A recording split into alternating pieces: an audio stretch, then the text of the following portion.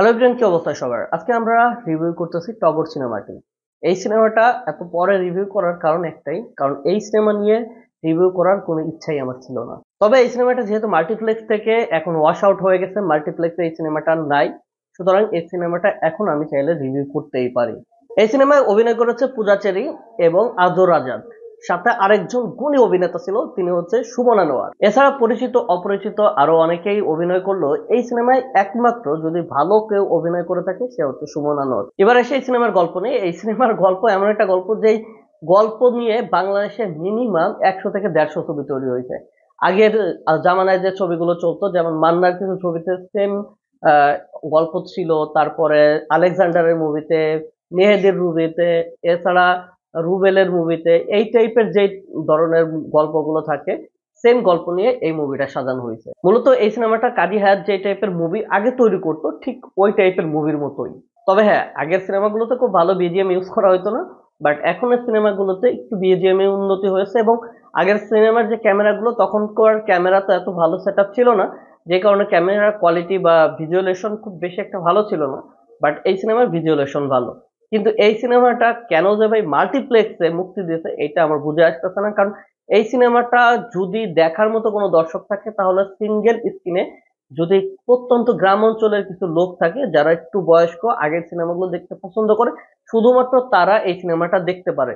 কিন্তু এই সিনেমাটা যে হলে যে দেখবে, আমার মনে হয় না যে খুব কম মানুষ আছে, যে খুব কম মানুষ রেফার করবে যে ভাই এই মুভিটা আমি দেখে আসছি, এই মুভিটা ভালো মুভি, তুমিও যাইতে পারো।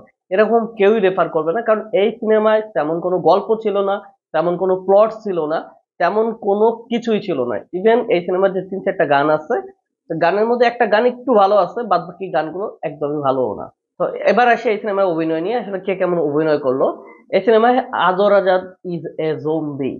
তার ক্যারেক্টারটা এরকম, এই এই এই টাইপের একটা ক্যারেক্টার। তার কণ্ঠস্বর এরকম, এমন ভাবে কণ্ঠ বলে, কথা বলে যে মনে হয় যে কোনো একটা জম্বি কথা বলতেছে ভাই।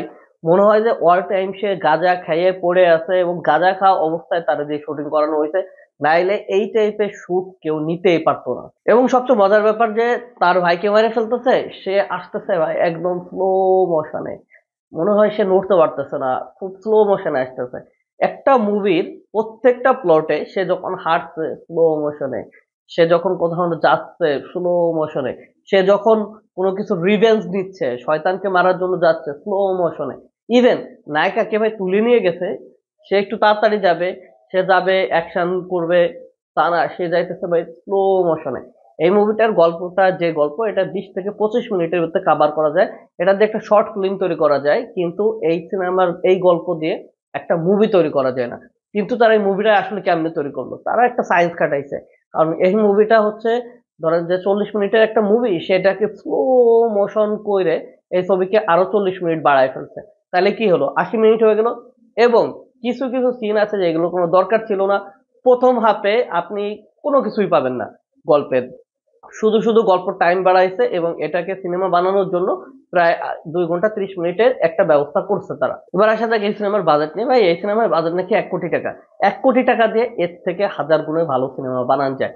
1 কোটি টাকা না, মাত্র 50 লাখ টাকায় দিয়ে সিয়াম জঙ্গলি মুভি বানাইছিল ভাই, দেখার মতো একটা মুভি ছিল। হ্যাঁ, তো 1 কোটি টাকা দিয়ে আপনি চাইলে আহামরি ভালো হয়তো বা মুভি, অ্যাকশন মুভি বানাইতে পারবেন না, কিন্তু ভালো একটা গল্প, ভালো কিছু ক্যারেক্টার, যেগুলো মানুষকে ইমোশনের সাথে কানেক্ট করবে, এরকম টাইপের মুভি অবশ্যই বানাইতে পারবেন। এবার আসা যাক এই সিনেমার অ্যাকশন সিন নিয়ে। এই সিনেমাতে বেশ কিছু অ্যাকশন সিন ছিল, তবে প্রত্যেকটা অ্যাকশন সিনই ছিল লো ক্যাটাগরি। আমরা যে আগের সিনেমাগুলোতে যেরকম অ্যাকশন সিন গুলো দেখতাম, সেম অ্যাকশন সিন গুলো এনে রয়েছে।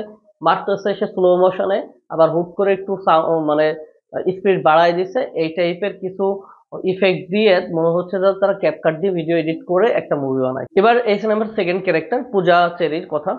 পূজা চেরি মোটামুটি এভারেজ ভালো অভিনয় করছে, বাট তার যে গল্প চয়েস করার প্লটটা আসলে খুবই বাজে। পূজাচেরি লাস্ট কয়েকটা মুভি আপনি দেখবেন যে পূজাচেরি যে কটা মুভি চয়েস করছে, একটার গল্পও ভালো না, একটার গল্প সুন্দর না। সে যদি এইরকম কন্টিনিউ কোনো গল্প চুজ করতে থাকে, তাহলে মানুষ কিন্তু তার সিনেমা আর দেখবে না। আমরা ভেবেছিলাম যে পূজাচেরি একজন ট্যালেন্টেড অভিনেতা হয়ে উঠবে, কিন্তু পূজাচেরি যদি এরকম গল্প চুজ করে, তাহলে একসময় পূজাচেরির মুভি থেকে দর্শক মুখ ফিরায় নিবে। এবার কথা বলে এই সিনেমার বিজিএম নিয়ে। এই সিনেমায় অ্যাকশন বিজিএম ছিল একটা, যে বিজিএমটা তারা কন্টিনিউজ ইউজ করছে ভাই। সে অ্যাকশনে যাচ্ছে, এই বিজিএমটা ইউজ করতেছে, এবং বিজিএম এর লাউড এত বেশি ছিল যে আপনার বিরক্ত লেগে যাবে, রীতিমতো আপনার বিরক্ত লেগে যাবে। এবং আমরা যদি এই সিনেমাটার সিনেমাটোগ্রাফি নিয়ে কথা বলি, এই সিনেমাটা কোনো সিনেমাটোগ্রাফি ওরকম ভাবে লেভেলে করতেই পারে নাই। মনে হচ্ছে যে নতুন একজন ক্যামেরাম্যান দিয়ে এই সিনেমাটা শুট করা হয়েছে। কিছু কিছু ড্রোন শুট ছিল, যেটা বর্তমান নর্মাল ইউটিউবারও এই টাইপের শুট নেয় ভাই, এর থেকেও ভালো ইউটিউবের জন্য শুট তারা ইউজ করতেছে। সুতরাং আপনি একটা সিনেমা বানাইতেছেন, 1 থেকে 1.5 কোটি টাকা খরচ করতেছেন, এই সিনেমায় যদি আপনি ভাই ভালো সিনেমাটোগ্রাফি না থাকে, তাহলে এই সিনেমা আমরা কেন দেখতে যাব? অল ওভার এই সিনেমা নিয়ে যদি আমি রিভিউ দেই, এই সিনেমায় কোনো রিভিউ দেওয়ার মতো একটা সিনেমা ছিল না।